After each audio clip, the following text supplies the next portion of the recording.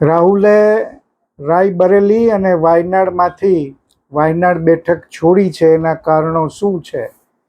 પ્રિયંકા ગાંધી હવે ત્યાં ચૂંટણી લડવા જઈ રહી છે. ટૂંક સમયમાં પેટા ચૂંટણીની તારીખ થશે. પ્રિયંકા ગાંધી ચૂંટાશે કે નહીં? ચૂંટાશે તો એક પરિવાર, ગાંધી પરિવારના 3 સભ્યો લોકસભામાં છે. સોનિયા ગાંધી રાજ્યસભામાં, લોકસભામાં રાહુલ અને પ્રિયંકા. અને ત્રીજી વાત, 2 બેઠકો ઉપરથી લડવાની જે છૂટ લોક પ્રતિનિધિત્વ ધારામાં આપેલી છે એ રદ થવી જોઈએ કે નહીં, એના વિશે આજે વાત કરવી છે. હું છું કૌશિક મહેતા. કૌશિકના કેલિડોસ્કોપમાં સૌનું સ્વાગત છે. આ કાર્યક્રમ ગમતો હોય તો લાઈક કરો, સબસ્ક્રાઈબ કરવાનું ભૂલતા નહીં અને બેલ આઇકન જરૂર દબાવજો, જેથી આગળના કાર્યક્રમોની જાણકારી મળતી રહે. રાહુલ ગાંધી રાયબરેલી અને વાયનાડ બંને બેઠકો ઉપર જીત્યા. રાયબરેલીમાં લગભગ 3.5 લાખ, 4.5 લાખ મતોથી જીત્યા છે અને રાયબરેલીમાંથી 3.90 લાખ અને વાયનાડમાંથી 3.64 લાખ મતની સરસાઈથી જીત્યા છે. આ બંને બેઠકોમાંથી કઈ બેઠકો એ ખાલી કરશે, રાજીનામું આપશે, એના ઉપર ખાસી ચર્ચાઓ ચાલતી હતી અને ચૂંટણી પંચના નિયમ મુજબ 14 દિવસમાં તમારે એ નિર્ણય જાહેર કરવાનો હોય ને આખરે રાહુલ ગાંધીએ કોંગ્રેસ પાર્ટીને પોતાનો નિર્ણય જાહેર કર્યો અને કોંગ્રેસ પ્રમુખ ખડગે એ જાહેરાત કરી કે વાયનાડ બેઠકથી રાજીનામું આપશે રાહુલ ગાંધી અને પ્રિયંકા ગાંધી ત્યાંથી લડશે. આ શું છે ગણિત? શા માટે એમણે વાયનાડ રાહુલે છોડી અને રાયબરેલી સાચવી રાખી, જ્યાં ઇન્દિરા ગાંધીથી સોનિયા ગાંધી સુધીના ગાંધી પરિવારના સભ્યોએ ચૂંટણી લડી છે અને જીતી પણ છે? આ બહુ મહત્વની વાત છે. આપણે ત્યાં વર્ષોથી એમ કહેવાય છે કે દિલ્હીનો રસ્તો યુપીથી જાય છે. યુપીની 80 બેઠક છે, સૌથી મોટું રાજ્ય છે અને આ રાજ્યમાં તમે જો વધુ બેઠકો મેળવો તો દિલ્હીની સત્તા તમે મેળવી શકો. આ બહુ રૂઢ થયેલી માન્યતા છે અને સાચી પણ છે. છેલ્લી 2 ટર્મથી જે રીતે ભાજપનું વર્ચસ્વ યુપીમાં સ્થપાયું હતું એ તૂટ્યું છે. યુપીમાં 43 બેઠક ઇન્ડિયાને મળી છે, ઇન્ડિયા ગઠબંધનને, અને એમાં એસપીને 36 અને કોંગ્રેસને 6 બેઠક. બીજેપી 62માંથી 33 ઉપર પહોંચી છે. આ બહુ મહત્વની વાત છે. એટલે કે રાહુલ અને અખિલેશની જોડીએ કમાલ કરી બતાવી છે. સૌથી મોટો ફટકો લાગ્યો છે બસપાને.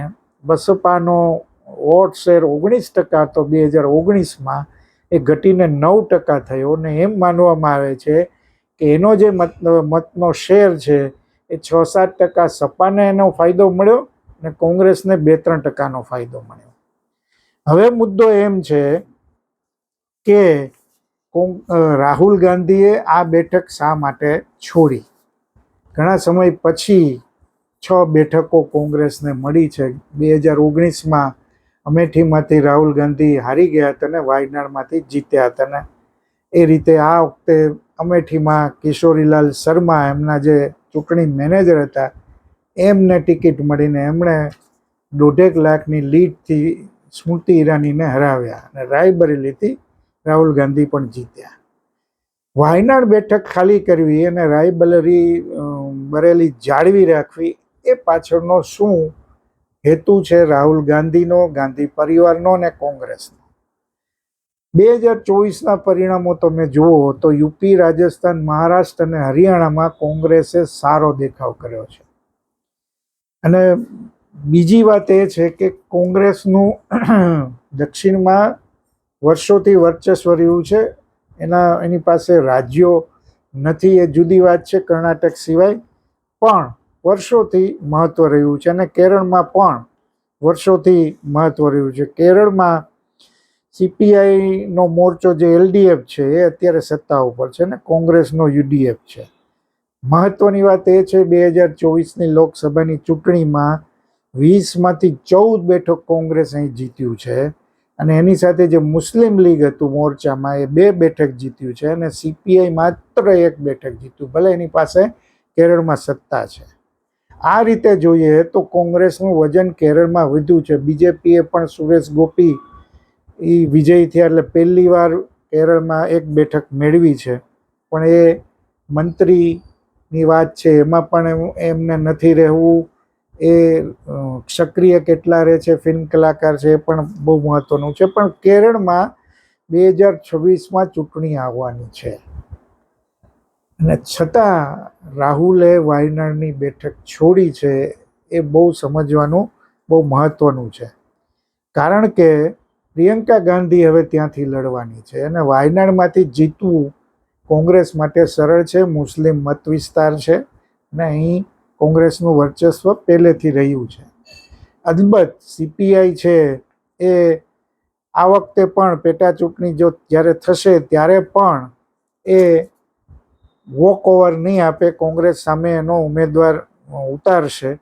આ વખતે CPIના બહુ મોટા નેતા એની રાજા હતા, એ હાર્યા હતા, એટલે પ્રિયંકા માટે અહીંથી ચૂંટાવું સહેલું છે. અને જો આ રીતે પ્રિયંકા પણ ચૂંટાઈ શકે તો વાયનાડમાં પણ ફાયદો થાય. અને રાહુલે કહ્યું છે કે હું વાયનાડ સતત આવતો જતો રહીશ, અને પ્રિયંકાએ એમ કહ્યું છે કે હું પૂરી મહેનતથી આ ચૂંટણી લડીશ અને જીતીશ. યુપીની જ્યાં સુધી વાત છે ત્યાં સુધી સૌથી મહત્વની વાત એ છે કે યુપીમાં હવે કોંગ્રેસે ધ્યાન કેન્દ્રિત કર્યું છે. રાહુલ ને અખિલેશ એટલે સપા કોંગ્રેસની જોડીનો બહુ મોટો ફાયદો થયો છે. સૌથી વધારે ફાયદો સપાને થયો છે.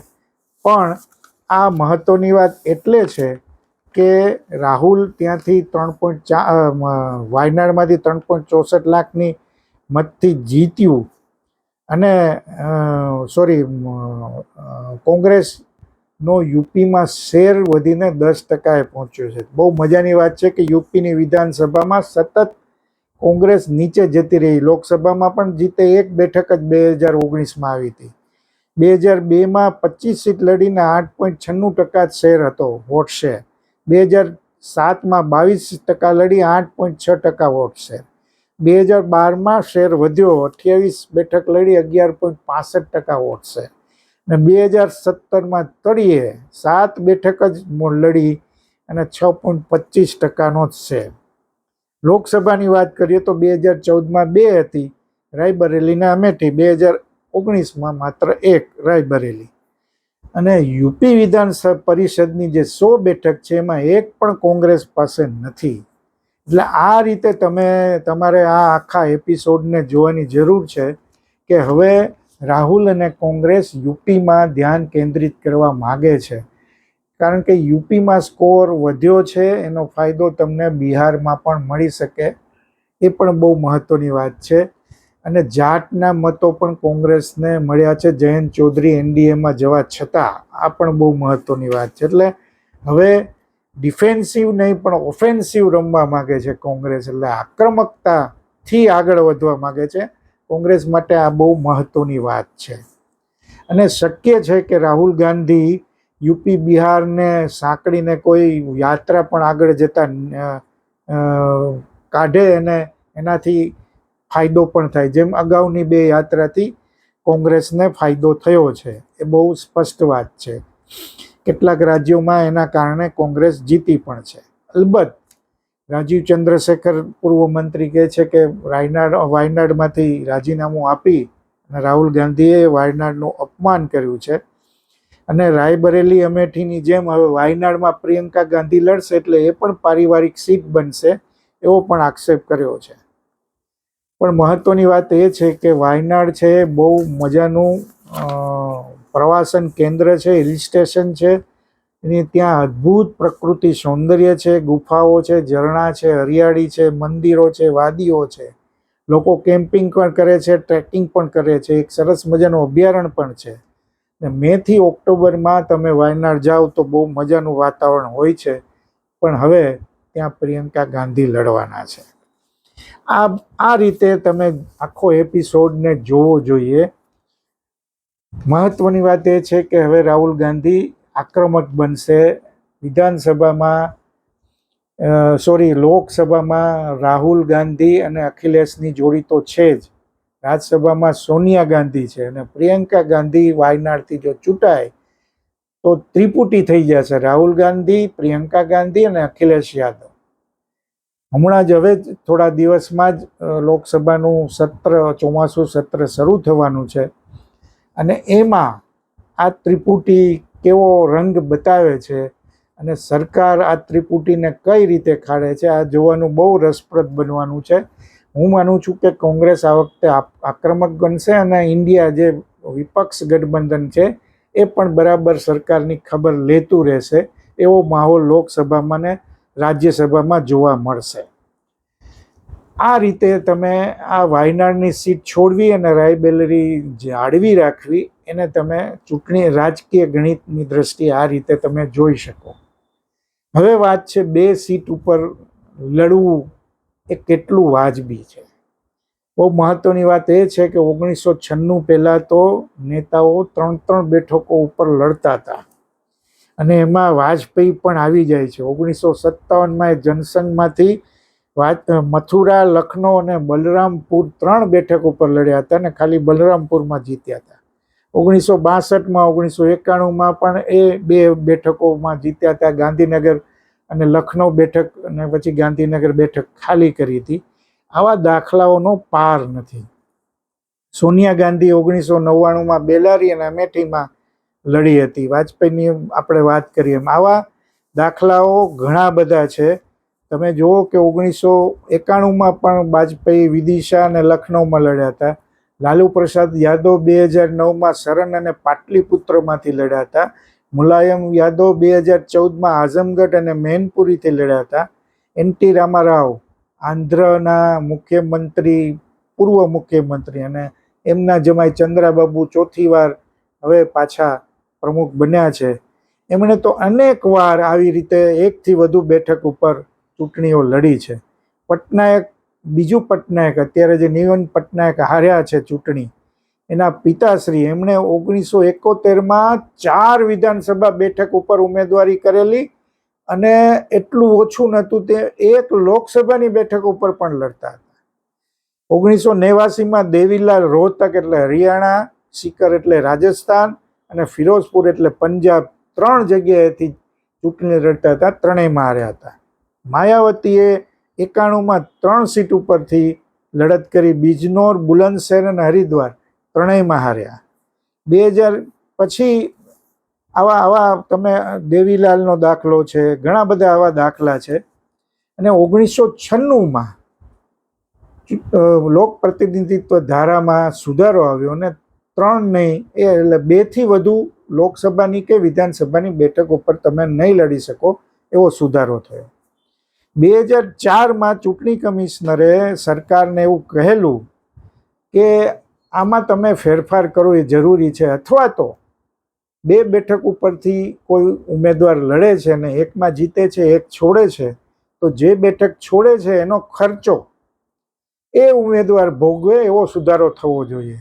અને એમાં વિધાનસભાની પેટા ચૂંટણી હોય તો 5 લાખ અને લોકસભાની હોય તો 10 લાખ એવો નિયમ કરવો જોઈએ, પણ આજ સુધી એ નિયમ થયો નથી.